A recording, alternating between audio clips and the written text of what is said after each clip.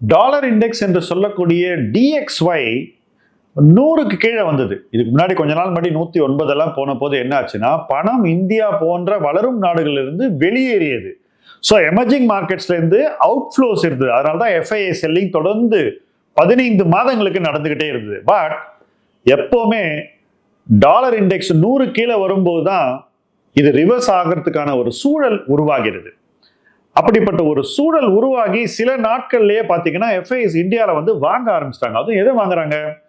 ஃபைனான்சியல்ஸை அடிச்சு பிடிச்சு வாங்குறாங்க. இதனாலதான் நமக்கு கடந்த சில நாட்கள்ல பேங்க் நிஃப்டியில ஒரு சடன் பம்ப் அப் வந்திருக்கு. பட் இது எல்லாமே நீங்க அவசரப்பட்டு ரியாக்ட் பண்ண வேண்டிய செய்திகள் இல்லை அப்படிங்கிறத உறுதியா சொல்லுவேன். என்ன ரீசன் தெரியுமா? சாட்டர்டே 2 பெரிய private bank HDFC and ICICI result வரப்போகுது.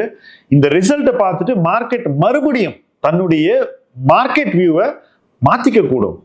இந்த மார்க்கெட் ஏற்ற இறக்கங்களை அடிக்கடி பார்க்கக்கூடிய ஒரு மார்க்கெட். இன்ஃபேக்ட் இந்த வீடியோவை நான் ரெக்கார்ட் பண்றதுக்கு முன்னாடி இன்ஃபி ரிசல்ட் வந்திருக்கு.